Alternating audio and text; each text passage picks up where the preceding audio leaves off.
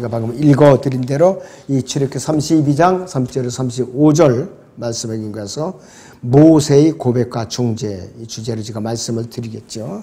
여기서 이 속죄라는 말이 나와요. 속죄. 자, 30절 후반절에 속죄할 수 있을까 함이라 그랬습니다. 히브리어는 발음이 카파르인데 여기서 언약궤와 관련이 되어 있어요. 언약궤. 모세가 다시 시내산에 이제 올라갔어요. 주님께 올라갔다 이것이. 그랬을 때에 빈손으로 올라가는 것이 아니라 이 모세가 만든 궤를 갖고 올라간 거예요. 그 계명을 받을 돌판을 갖고 올라갔던 거예요. 궤에다 담아가지고. 자, 신명기 10장 1절에서 5절을 보죠. 모세가 과연 만들었는가 안 만들었는가. 그때 주께서 내게 말씀하시기를 너는 처음과 같은 두 돌판을 다듬어서 산으로 올라와 내게로 오고 또 나무 궤 하나를 만들라. 네가 깨뜨린 처음 판들에 있던 그 말씀들을 내가 그 판들에 기록하리니 너는 그것들을 그 궤에다가 넣으라 하시기에 내가 시팀나무로 궤를 만들고 처음 것과 같이 돌판 2개를 다듬어서 그 두 돌판을 내 손에 들고 산으로 올라갔더니 주께서 집회의 날에 산의 불 가운데서 너희에게 말씀하시어 십계명을 처음 기록하신 대로 돌판에 기록하셨으며 주께서 그것들을 내게 주셨느니라. 내가 돌아서서 산에서 내려와 주께서 내게 명령하신 대로 그 돌판들을 내가 만든 궤에 넣었으니 그것들이 거기에 있느니라 그랬습니다. 두 번째 이제 돌판을 이제 준비해 갖고 다듬어서 궤에다 이제 넣어 가지고 다시 산에 올라가서 두 번째 십계명을 다시 받아 갖고 내려온 거예요. 하나님께서 기록하신 거예요. 모세가 기록한 것이 아니에요. 자, 그런데 여기서 이 출애굽기 32장 34절을 보죠. 그러므로 이제 내가 가서 내가 너 네게 말한 장소로 백성 인도라. 보라 내 천사가 네 앞에 가리라. 그럼에도 내가 감찰하는 날에는 내가 그들이 죄에 대해 그들을 감찰하리라 하시니라 그랬어요. 감찰하는 날에는 감찰하리라 그랬어요. 영어로 다 visit 써요. 여기서 또 이제 visit, I will visit 그래갖고 visit가 2번이나 나와요. 방문하는 한 데는 뜻이 아니라 죄가 있는지 살펴서 처벌하겠다는 소리예요. 이것이 바로 신약에서는 visit가 방문이라는 뜻이에요. 구약에서는 visit 의미가 조사차 하나님께서 살펴봐서 죄가 있으면 벌하겠다는 뜻이에요. 자, 그래서 이 모세가 준비한 십계명에 들은 궤는 피의 속죄를 연결시켜 주는데 이 모세가 준비한 이 궤는 십계명을 담은 궤는 이 성막이 세워지기 이전에 만들어진 거예요. 이 벌써 궤가 있었다 이것이에요. 지성소로 만들 재료들이 모아지기도 전에 지성소 안에 있는 진짜 궤의 모양이 보여지기 이전의 일이에요. 성막을 만들 때 지성소 안에 모세가 받은 십계명, 아론의 지팡이 집어넣었죠? 거기다 집어넣었다 이것이에요. 자, 이 위대한 성경적 진리는 구약과 신약 모두에서 발견할 수가 있어요. 그렇기 때문에 우리는 겸손하지 않으면 하나님의 진리를 발견할 수가 없어요. 진리를 발견할 수 없다 이거죠. 자, 그래서 이 시대에 배교한 기독교 교육이 성령의 위치를 찬탈하는 것. 그렇게 덤빌 때에 성령의 계시, 말씀의 계시는 이제 멈춰버려. 더 이상 계시가 없어요. 이 이스라엘이 유대인들이 범죄했을 때 바빌론 포로 이후에 AD 300 BC 398년에서 AD BC 4년까지 그때까지 약 400년간 계시가 중단됐죠. 그래서 외경이 나온 거예요. 이 사람들이 답답하니까 외경을 기록한 거예요. 이 사탄이 외경을 줘버린 거예요. 참 안타까운 것이. 자, 이게 진리가 나와요. 궤는 자비석이 덮고 있어요. 궤는. 그 다음에 자비석은 그룹이 덮고 있어요. 그룹이. 그 다음에 그룹은 휘장이 또 덮어요. 휘장이. 그 다음에 휘장은 성막 자체가 덮고 있어요. 성막 자체는 4겹으로 되어 있어요. 염소털, 오소리 가죽, 뭐 이렇게 갖고 4가지로 이렇게 돼갖고 이렇게 덮고 있다. 그러니까는 4중으로 덮여 있어요. 자, 그래서 모세가 산에 올라가 속죄를 드리는 것은 없지만은 그때 산에 올라갈 의도는 뭐냐? 바로 성육신 이전에 예수 그리스도의 의도였던 것이 바로. 마찬가지로 모세도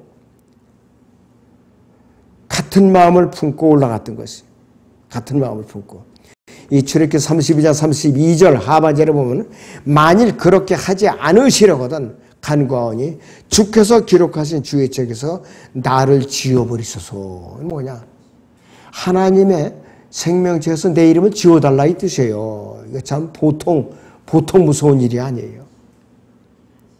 죄를 용서받기 위해서는 피가 요구되는데 히브리어 카파르 이것을 얼마나 심도 있게 논해야 되는가. 이건 불필요해서 논쟁은 필요 없다 이것이. 예수 그리스도께서는 자신의 백성이 약속의 땅으로 들어가기 전에 죽으셔야 했다는 사실이에요. 뭐를 의미하느냐. 2000년 전에 갈보리 십자가에서 희생제물로 드려지셨죠. 대환란을 통해서 약속의 땅, 지상왕국을 세워서 남은 자들을 데리고 들어가신다는 뜻이에요. 그 전에 갈보리 십자가에 드려지신 거예요. 모세도 마찬가지. 그런 마음으로 하나님께 간구했던 거예요. 그래서 모세도 가나안 땅, 약속 땅을 밟지 못하고 피스가산 저우사에서 그 가나안 땅을 바라보기만 하고 죽었잖아요. 그러고 나서 이제 주님께 이제 들림을 받았죠.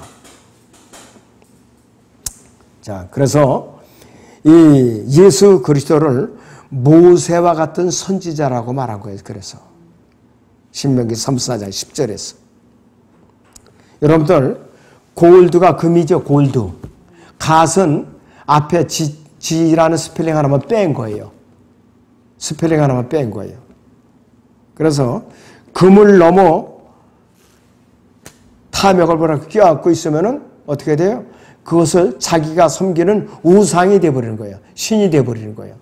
신. 자, 그런데 금덩어리 싫어하는 사람이 누가 있겠어요? 저부터도 좋아한다고 금덩어리. 돈이 없어서 못 사서 그러지. 이 금은 사람의 마음을 흔들어 놓는 마귀의 강력한 도구 중에 하나예요. 그래서 어느 나라든지 금을 많이 하고 소유하고 있는 나라는 강해요. 금을. 옛날에는 우리나라 최초의 화폐가 발행됐을 때는 태환 지폐에서 태환 지폐. 만약에 그 전에 백환이라고 했으면은 한국은에 가져가면 그걸 금으로 해당되는 걸 바꿔줬어요. 지금은 불안 지폐라고 그래요. 왜? 금이 준비된 게 없으니까 바꿔줄 수가 없는 거예요. 그 가치가 거의 종이짝이나 다름없는 거예요. 그렇게 떨어진 거예요. 금을 많이 보유한 나라가 언제든지 이제 강력한 그 국가라 이것이에요. 근데 우리나라도 저 밑에 해남 끝에 있는 그 무슨 도더라? 어느 생각이 안 나네. 백조원의 금광이 발견돼서 최근에. 근데 지하 300m. 근데 그걸 채굴할 수 있는 그 이제 기술이 우리나라에 있대요. 그리고 탐사 기술도 우리나라가 연구원 기술로 탐사해낸 거예요. 300m 그 지하에 있는 거를. 근데 이 일본 사람들이 그때 30년 동안 지배하면서도 그거를 캐갈 기술이 없었기 때문에 못 캐간 거예요. 캐갈 만한 건 다 캐갔어요. 전부 다. 그리고 석유도 이광구에서 저 마라도 밑에 7광구까지 다 지금 밑에가 석유래요. 서해안이. 그래서 중공이 이렇게 생떼를 쓰고 난리를 치는 거예요. 우리나라 자원이 그렇게 많다 이거예요. 앞으로. 자, 여기서요. 모세는 자신이 스스로 이 백성들을 위해서 저주를 받겠다고 나선 거예요. 백성들이 용서만 받을 수 있다면은 내 이름을 주의 책에서 지워주소서 이거예요. 자기가 희생제물로 드려지겠다 이거예요. 바로 얼마나 대단한 각오냐 이것이요. 신약에서 바울도 그러한 각오로도 주님께 간구했어요. 로마서 9장 1절에서 2절을 보죠. 내가 그리스도 안에서 진실을 말하고 거짓말을 하지 않았느니 나의 양심도 성령 안에서 나에게 증거하는 것은 내 마음에 큰 근심과 그치지 않는 슬픔이 있다는 것이라. 육신에 따른 내 형제들, 내 동족을 위해서라도 차라리 내 자신이 그리스도로부터 저주받기를 바랐겠노라. 뭐자? 생명책에서 내가 지어질 수 있다면은 내가 그렇게 해서라도 내 동족이 구원받기를 원합니다. 그 뜻이에요, 바로. 이 사도 바울이 마음에 그랬던 사람이에요. 자기 목숨을 아끼지 않았던 사람이라 이것이에요. 주님께서 이스라엘의 죄를 용서하실 수 있는 길이 그 길뿐이라면은, 바울의 목숨을 걷어갈 수 있는 길이라면은 모세도 자신의 목숨을 걷어가고 생명체에서 지어지는 한이 있어도 그 길뿐이 없다면은 어떻게 되냐? 이스라엘의 입장에서 내가 저주를 받겠나이다. 그 뜻이에요, 바로. 얼마나 아주 각오가 대단한 거예요. 주께서 기록하신 주의 책은 분명히 모세가 기록했던 이스라엘의 지파의 출석번호는 아니에요. 지파별 이름들은 아니라 이것이에요. 주의 책은 성경에서 많이 발견돼요.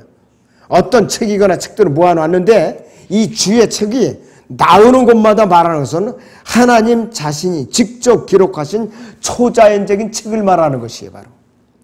다른 책들이 언급될 경우에 그 책들을 기록한 저자들이 언급이 되고 있어요. 출애굽기 17장 14절을 보죠. 주께서 모세에게 말씀하시기를 이것을 책에 기록하여 기념하게 하고 여호수아의 귀에 뒤풀이에서 들려주라. 이는 내가 하늘 아래서 아말렉의 기억을 완전히 없앨 것임이라 하시니라. 여기서는 모세가 기록을 했어요.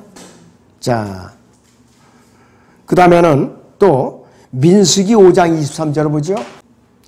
그 제사장은 이 저주의 말을 책에다 써서 그 쓴 물로 그것을 씻겨내요. 그 여인으로 저주를 일으키는 그 쓴 물을 마시게 할지니 그러면 저주를 일으키는 그 물이 그녀에게로 들어가서 쓰게 되리라. 그래갖고 죄가 있으면은 어떻게 되냐? 허벅지가 썩는 거예요. 죄가 없으면은 그 여인이 이제 아기를 갖는 축복을 누리는 거라 이것이야. 제사장이 여기서는 기록을 했죠. 그 다음에 신명기 17장 18절을 보죠. 그가 자신이 왕국을 보좌에 앉으면 그는 레위인 제사장들 앞에 있는 책에서 이 율법서 한 권을 베껴냈습니다. 제사장들 앞에 있는 책이에요. 율법책이라 이것이에요, 바로. 레위인들이 기록한 거지. 그 다음에 여호수아서 24장 26절을 보죠. 여호수아가 이 모든 말씀을 하나님의 율법책에 기록하고 큰 돌을 취하여 거기에 주의 성소 옆에 있는 상수리나무 아래에다 세우더라 그랬습니다. 율법책에다 여호수아가 기록한 책이에요. 자, 문맥에서 저자가 직접적으로 언급되지 않을 경우에 그 기록에 대해서 알 수 있는 어떤 저자를 발견할 수가 있어요. 여기서 창세기 5장 1절을 봅니다. 이것이 아담의 세대들에 관한 책이라. 하나님께서 사람을 창조하시던 날에 하나님의 모습대로 그를 지으셨으니, 여기서는 아담이 기록된 것이 아니라 하나님께서 이제 명령하셨는데 실제로는 누가 기록했느냐? 모세가 기록했죠. 모세오경이니까 BC 1451년경에 기록이 됐어요.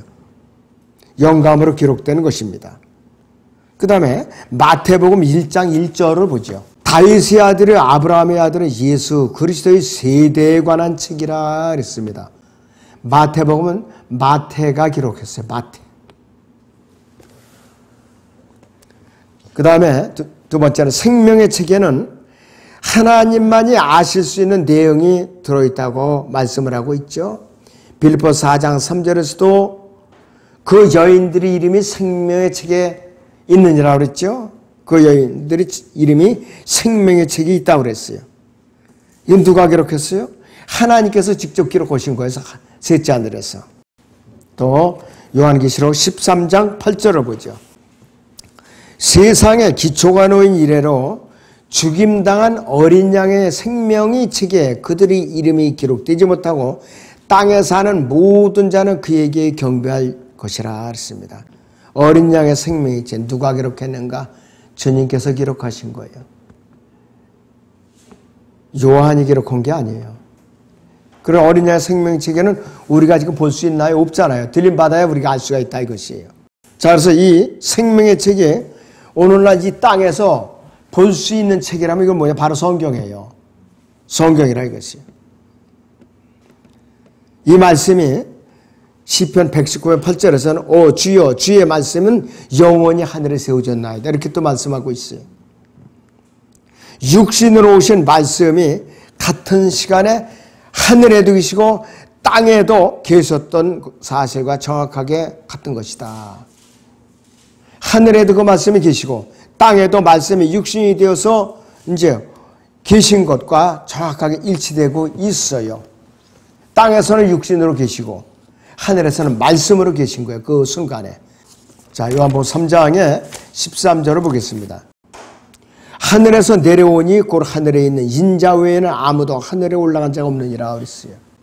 하늘에서는 말씀으로 계시고 땅에서는 육신을 입고 이 땅 내려와서 이 땅에 인자로서 사람의 아들로서 계시는 거예요.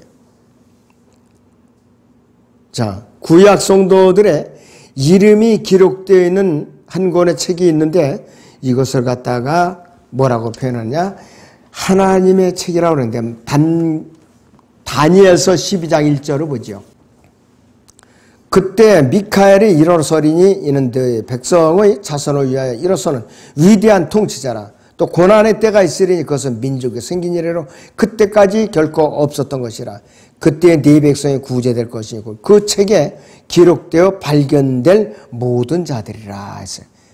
이게 생명의 책이에요. 이것이. 그래서 이 책은 시편 69편 28절을 보세요. 그들을 산자들이 책에서 지워버리시어 의인과 함께 기록되지 못하게 하소서 그랬어요. 산자들의 책, 생명의 책이라 이것이요. 그래서 이 책에 기록된 이름들은 흙에 기록된 이름들과 대조를 이루고 있어요. 흙에 기록된 자 예레미야 17장 13절을 봅니다.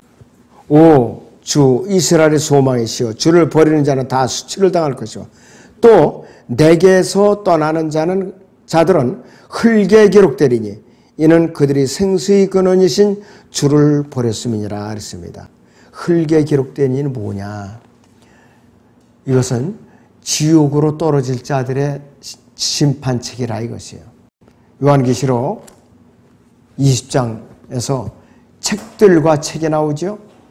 이 책들이란 말이에요. 여기서. 이것이 흙에 기록된 이름들이라 이것이에요. 그래서 하나님께서는 세밀하게 구분하셔요. 땅에 속한 사람들과 하늘에 속한 사람들을 정확하게 나누시는 분이 아주 빈틈없이 나누시는 분이에요.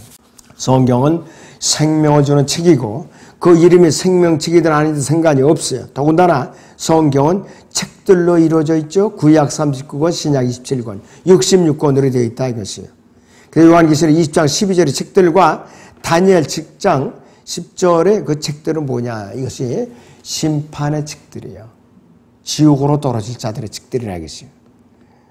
그래서 성경에는 사람들의 이름이 기록되는 여번이 있는데 우주 창조를 위해서 할애한 부분보다 더 많다 이것이에요. 그래서 이 이름들이 기록된 부분이 여러 장 연달아 기록된 부분이 또 나오죠. 역대기 상하라든지 열왕기 상하라든지 그 다음에 특별히 민수기 1장은 아주 지루할 정도로 계속 이름이 나오죠. 이름이 나와요. 그래서 민수기는 무덤으로 가는 그 행렬이라고 그렇게도 불러요. 무덤으로 가는 장례의 행렬이라고도 부르요. 왜? 가나안 땅으로 나온 1세대가 다 죽거든요. 다 가나안 땅 들어가지 못하고 묻혀요, 전부. 새로 태어나서 이제 가나안 땅으로 들어가죠. 그 신명기가 새로 태어났으니까 계명을 다 잊어버린 거예요. 그래서 다시 일러주기 위해서 이 두 번째 계명을 기록한 책이 신명기라고 부르는 것이. 자, 그래서 이 책에 기록된 이름들이요, 이 책에서 지워질 수도 있다 이거예요. 누가복음 10장의 20절. 그러나 영들이 너에게 복종하는 것. 자, 영들이 너에게 복종하는 이것을 기뻐하지 말고 오히려 너희 이름이 하늘에 기록된 것을 기뻐하라고 하시더라 그랬죠. 자, 그런데 이 이름들이 책에서, 생명의 책에서 지워질 수 있다 이것이에요. 특히 구약에서. 성경에 나오는 마지막 경고가 있는데 성경 안에 기록된 말씀들을 변개시키지 말라 이렇게 나와요. 여기서 22장 18절에서 19절을 봅니다. 이는 내가 이 책의 예언의 말씀을 듣는 각 사람에게 증거하매니 누구든지 이것들에 더하면 하나님이 이 책에 기록된 재앙들을 그에게 더하실 것이요 또 누구든지 예언의 책의 말씀들을 삭제하면 하나님께서 생명의 책과 거룩한 도성과 이 책에 기록된 것들에서 그의 부분을 제하여 버리시리라 그랬습니다. 거듭나지 않은 사람을 말하는 것이에요. 구원받지 않은 자들에게, 성경 변개자들 특히. 자, 그리고 이 성경에 여러분들이 의도적으로 변개시키는 것은 하나님께 벌받는 일이라 이것이에요. 그리고 출애굽기에 32장 34절에 보면은 내 천사가 네 앞에 가리라 하는 말이 나와요. 내 천사가 네 앞에 가리라. 그런데 이 내 천사는 주의 천사예요. 주의 천사. 저렇게 33장 11절을 봅니다. 주께서는 사람이 자기 친구와 말하는 것 같이 모세와 대면하여 말씀하시니라. 모세는 다시 진영으로 돌아왔는데 눈의 아들인 그의 종 청년 여호수아는 성막을 떠나지 아니하더라. 이렇게 말씀을 하고 있어요.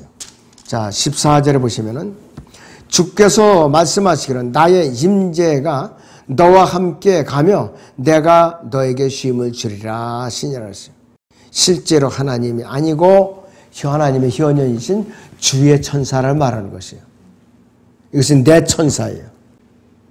그래서 이스라엘의 죄는 저희 32장 34절에서 이스라엘 죄는 금송아지를 만들어 놓고 숭배한 우상 숭배의 죄를 말하는 것이에요. 자, 그런데 여기서 저렇게 32장 34절에서 모세와 이스라엘에 백하신 주의 천사는 저렇게 23장에 20절이나 23절에서 언급한 주의 천사와 똑같은 천사인데 뭐냐? 이 천사는 이스라엘이 금송아지에게 숭배한 이후부터는 더 이상 이스라엘이 회중 가운데 나타나질 않아요. 더 이상 나타나지 않아요. 그건 뭐냐? 계시가 끊겼다 이것이에요. 저렇게 33장 7절 8절을 보죠. 모세가 성막을 가져다가 진영에서 멀리 떨어진 곳에 치고 그것을 회중의 성막이라고 부르니 주를 찾는 모든 자가 진영 밖에 있는 회중의 성막으로 나가더라. 모세가 성막으로 나가면 모든 백성이 일어나 각자 자기 장막문에 서서 그가 성막에 들어갈 때까지 모세를 바라보니라 그랬습니다. 성막의 회중 안에 있어야 되는데 진영 밖으로 옮겨졌어요. 이스라엘이 범죄했기 때문에. 저렇게 32장에서 금송아지 사건에서 회중에 이 진영 안에 있어야 성막이 밖으로 옮겨진 거예요. 그래서 회중의 성막이라고 불러요. 그때부터 이름이 바뀌어가지고. 그래서 이때부터는 주의 얼굴이 진영 밖에서 발견이 되는 것이에요. 히브리서 13장을 봅니다. 10절부터 우리에게 한 제단이 있는데 그랬어요. 성막을 섬기는 자들은 이곳에서 나올 것을 먹을 권한이 없느니라. 이는 죄를 위해 대제사장 성소에 그 피를 가지고 들어가는 그 짐승들이 몸은 진영 밖에서 태우기 때문이라. 그런즉 예수께서도 자신의 피로써 사람들을 거룩하게 하시려고 성문 밖에서 고난을 받으셨느니라. 진영 밖에서. 그러므로 우리도 그의 수치를 짊어지고 진영 밖에 있는 그에게로 나가자 그랬습니다. 예수님께서 갈보리 십자가에 희생될 때도 예루살렘 밖에 갈보리 언덕에서 죽음을 당하셨어요. 골고다라는 그곳에서 해골이 언덕이라는 뜻이에요. 그런데 주의 이름은 하나님 안에 있어요. 출애굽기 23장 21절을 봅니다. 그를 주의하고 그의 음성에 복종하며 그를 화나게 하지 말라. 그가 너의 허물들을 용서하지 아니하리니 이는 내 이름이 그의 안에 있음이라 그랬습니다. 그런데 20절에 보니까 보라 내가 한 천사를 네 앞에 보내어 길에서 너를 지키게 하고 내가 예배한 곳으로 너를 인도하게 하리라 그랬어요. 여기서 한 천사는 주의 천사를 말하는 것이에요. 그리고 내 이름이 그의 안에 있음이라고 그랬어요. 그래서 주의 이름이 하나님 안에 있는 것이에요. 그래서 바울이 알아차렸던 주의 천사가 바로 자신이 주님으로 알고 받아들인 거예요. 사도행전 27장 23절을 봅니다. 내가 속해 있고 또 내가 섬기는 하나님의 천사가 간밤에 내 곁에 서서 그랬습니다. 그래서 사도 바울은 주의 천사가 바로 자신이 주님인 것과 같다고 알아차린 것입니다. 백성은 아론과 함께 죄를 갖다가 졌기 때문에 아론만이 벌을 받는 것이 아니고 백성들이 같이 벌을 받아야 되는 것이에요. 그래서 아론이 새기는 도구로 모양을 만들어서 금송아지를 만들었지만은 금송아지를 만들어 달라고 요구하고 재료를 가져온 것은 백성들이란 말이에요. 공동으로 죄를 지은 거예요. 공동으로.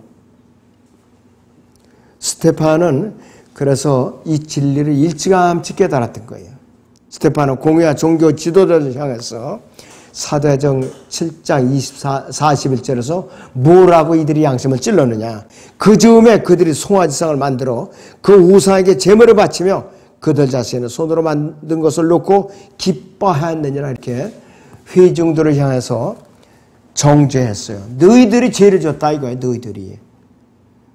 조상들이 지은 죄이지만은 너희 조상이 그런 죄를 졌기 때문에 너희도 그 조상들이 지은 죄 때문에 어떻게 되느냐. 예수 그리스도께서 갈보리 십자가에서 희생을 당하셨다. 그러니까 예수 그들을 믿고 영접하라고 촉구하니까 어떻게 됐어요? 스데반을 돌로 쳐서 죽였잖아요. 스데반을 돌로 쳐서 죽인 거예요. 그러니까 성령 하나님께서 스데반의 입술을 통해서 마지막 왕국 복음을 전한 것을 거부한 것이에요. 그러니까 이스라엘하고는 이제 하나님과의 관계가 멀어지고 말았죠. 그때부터는 이제 복음이 이제 사마리아로 퍼졌고 그 다음에 이제 안티옥까지 갔죠. 에베소까지 갔고 사도행전 13장부터는 베드로하고 사도 요한하고 임무교대가 이루어져요. 임무교대가 그때부터는 이 역사 무대에서 베드로의 역할이 사라지고 이 사도 바울이 직접적으로 등장을 합니다. 그리고 바울이 사울이었던 그 이름이 바울로 바뀌어요. 사도행전 13장을 봅니다. 자, 여기서 보시면은 1절부터 보죠. 당시 안토에게 있는 교회에는 몇 명의 선지자들과 교사들이 있었는데 바나바와 니게리라고 하는 시몬과 쿠레네 사람 루키오와 영주 헤롯과 함께 자란 마나엘과 사울이라 그랬어요. 사울은 바울로 이름이 바뀌기 전에 사울이에요.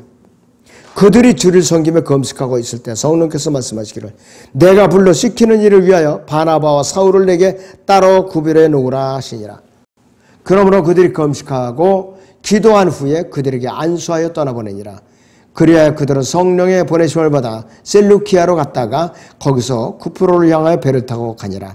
그래야 살라미에 와서는 유대인의 회당들에서 하나님의 말씀을 전파하고 요한도 그들이 조력자로 두었더라. 요한은 마가복음을 기록한 사람이에요. 여기서 요한은 사도 요한이 아니에요. 그 후에 그 섬을 가르질러 파포까지 가서 한 유대인 거짓 선지자인 요술사를 만나는데 그의 이름을 바예수더라. 그가 그 지방의 총독 소기오 파울로와 함께 있었는데 그는 총명한 사람이더라. 총독이 하나님의 말씀을 듣고자 바나바와 사울을 부르니라. 그러나 요술사 엘루마는 그의 이름을 번역하면 요술사라. 그들을 반대하며 총독으로 하여금 믿지 못하게 하려고 애쓰더라 그랬어요. 그때 바울이라고 하는 사울이 성령으로 충만하여 그를 주목하고 말하기를 오 모든 간계와 악행으로 가득 찬 너 마귀의 자식아 너 모든 의의 원수야 네가 주의 의로운 길에서 돌아서게 하는 일을 그치지 못하겠느냐. 이제 보라 주의 손이 너에게 있으니 네가 눈이 멀어 한동안 태양을 보지 못하리라 하자. 그가 즉시 안개와 어둠이 그를 덮침으로 그가 앞을 더듬으며 손으로 자기를 인도해 줄 사람을 찾더라. 그때 총독이 이 광경을 보고 주의 교리에 놀라서 믿더라 그랬습니다. 사도행전 13장 9절에서 사울이라는 이름을 바울로 바뀌어요. 최초로 안티옥에서 선교사로서 파송되는 장면이에요. 이때부터 역사의 무대에서 베드로의 역할과 이 바울의 역할이 교대를 하는 거예요. 여기서부터 시점을 이제 경계를 해가지고. 우리는 출애굽기를 통해서도 신약의 여러 구절을 우리가 보면서 신약에서도 또 교훈을 얻는 것이에요.